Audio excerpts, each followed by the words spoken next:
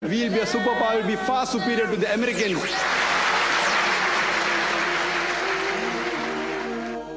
Alhamdulillah.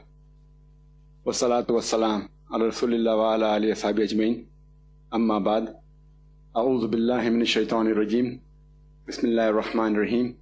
Wa man ahsanu qawlan mimman da'a ila Allahi wa amila salihan qala innani minal muslimin. Rabbi shrah li sadri wa yassir li amri wahlul 'uqdatam min lisani yafqahu qawli.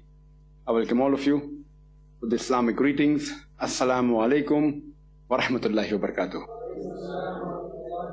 May peace, mercy and blessings of Allah subhanahu wa ta'ala be on all of you. If you have any questions on Islam and comparative religion, you're most welcome to ask. Yes, brother. Hello, sir. My question is, are there any Muslim people who have believed that both the Quran and the Bible are the word of Allah? And do you believe that it is possible to do so? To believe in the Quran and also the Bible as word of Allah? What's a good name, brother? My name is David Palmer. Brother David asked a very good question. That does any Muslim believe that Bible and the Quran both are word of God? And is it possible to bring a comparison and agree that Bible and the Quran the word of God? As far as the word Bible is concerned, what the present book that we have, there are some Muslims who believe that the Bible is the word of God. But as far as the Quran is concerned, as far as those Muslims who have knowledge of Quran and the Islamic Sharia, what the Quran says is that we believe in the Injil, the Wahi, the revelation which was given to Jesus Christ, peace be upon him. A Muslim who has knowledge of the Islamic Sharia, he knows for sure that Injil, that is the revelation which was given to Jesus Christ, peace be upon him, we have to believe in that revelation. And Islam is the only non-Christian faith which makes it an article of faith to believe in Jesus Christ, peace be upon him. No Muslim is a Muslim if he does not believe in Jesus Christ, peace be upon him. We believe that he was one of the mightiest messengers of God. We believe that he was the Messiah, translated Christ. We believe that he was born miraculously without any male intervention, which many modern day Christians do not believe. We believe that he gave life to the dead with God's permission. We believe that he healed those born blind lepers with God's permission.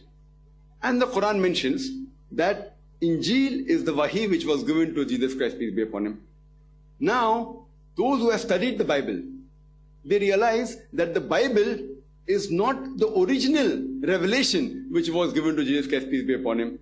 Any person who's a scholar of the Bible, whether he be a Christian, whether he be a Hindu, or whether he be a Muslim, when we study the Bible, we realize that this Bible that we have today, the word Bible comes from the Greek word biblos, which means the book or the book of books. And as you may be aware, the Bible is a compilation of books, 66 according to one group of Christian Protestants, and 73 according to the other group, the Catholics, other denomination. So this Bible is coming from the Greek word biblos. So what we Muslims who have knowledge of the Sharia, we say that this Bible is not the original word of God. This Bible, if you study, it does contain some part of them, maybe remnants of the word of God.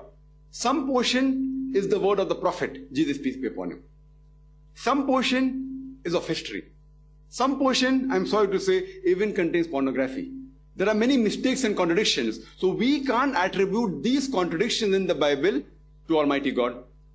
We cannot attribute the scientific errors in the Bible to Almighty God. So what we say, that we agree that Injil, the revelation which was given to Jesus Christ, peace be upon him, is verily the word of God. But the present Bible is a mixture. So as a whole, those people who have knowledge of the Quran and the Bible, they will never accept the Bible as a whole to be the word of God. But yes, the original revelation given to Jesus Christ, peace be upon him, is the word of God. Coming to your second part of the question, that can there be conciliation, can there be some commonalities? I've given a talk on similarities between Islam and Christianity. Since we agree that the original revelation which was given to Jesus Christ, peace be upon him, was the word of God, so we are trying to pick up those portions which match with the last and final revelation. If there's something like the Old Testament, New Testament, the glorious Quran is the last testament of Almighty God. And this, if you apply the other test to it, whether it be the test of science, the Quran passes the test. You cannot find a single contradiction in the Quran. You cannot find any mistakes in the Quran. So if you put it to test, the same test, whether to Hindu scriptures, or the Quran, or the Bible, we find out that the Quran passes the test, but unfortunately, the Bible fails the test. I had a debate in USA, Quran and the Bible in the light of science, along with a person by the name of Dr. William Campbell. He wrote a book saying there are 30 scientific errors in the Quran, and for many years, no Muslim replied to it. So I'd gone to Chicago, we had a dialogue, we had a debate, and Alhamdulillah, by God's grace, by God's mercy, I replied to all his allegations. But when I pointed out 38 scientific errors in the Bible, he could not reply to them. Coming to your second part, can we find a reconciliation? I said, yes, we can. So what I have done, I have picked up those portions of the Bible which match the Quran, and we Muslims have got no objection in accepting this portion of the Bible as the word of God, because Quran in Arabic, it is also called as the Furqan. Furqan means the criteria to judge right from wrong. So if we have a scale, we can easily identify whether it's right or wrong. So when we use this scale, and whatever conciliates with the Quran, we Muslims as a whole don't have any problem in accepting that portion of the Bible to be the word of God. So in the Bible, if we analyze, there are various similarities. Time will not permit me to talk about all of them. But as I was talking earlier, that we Muslims, we believe that Jesus Christ, peace be upon him, is one of the mightiest messengers of God. We believe he was born miraculously without the male intervention. We believe he gave life to the dead with God's permission. We believe he healed those born blind and lepers with God's permission. So the Muslims and the Christians, we are going together. But there are parting of ways. There are many Christians who say that Jesus Christ, peace be upon him, he claimed divinity. He said that he was Almighty God. In fact, if you read the Bible, there is not a single unequivocal statement, not a single unambiguous statement in the complete Bible which Jesus Christ, peace be upon him, himself says that I am God, or where he says worship me.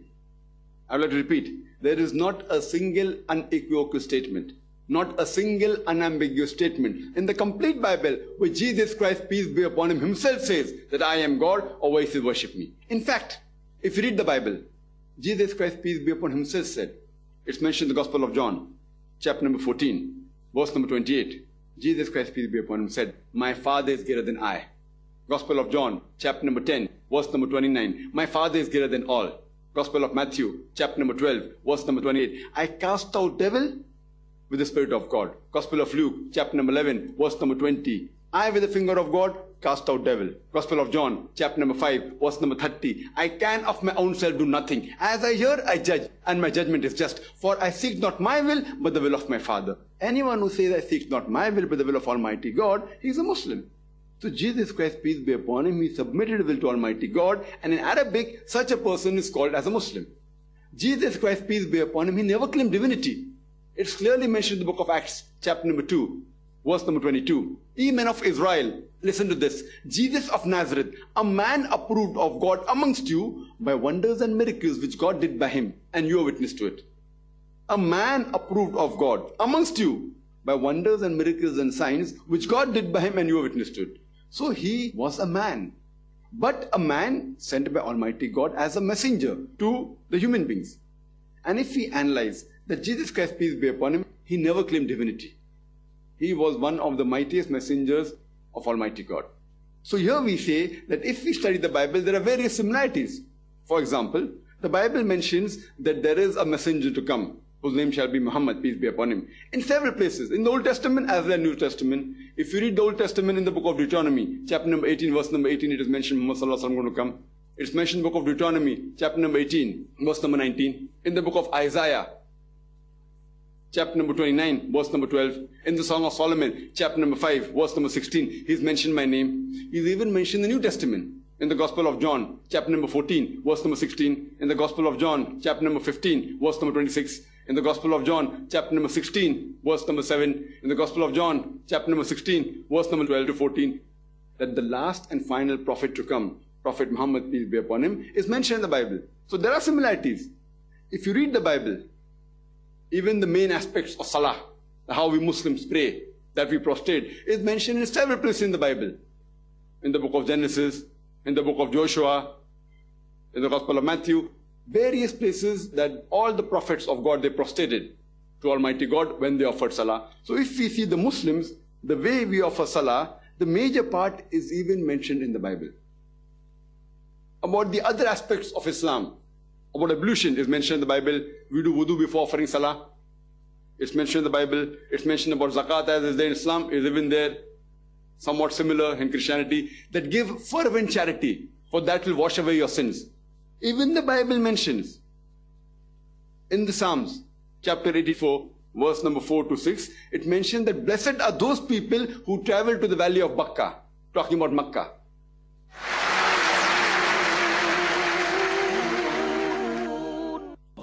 Assalamu alaikum wa rahmatullahi wa barakatuh.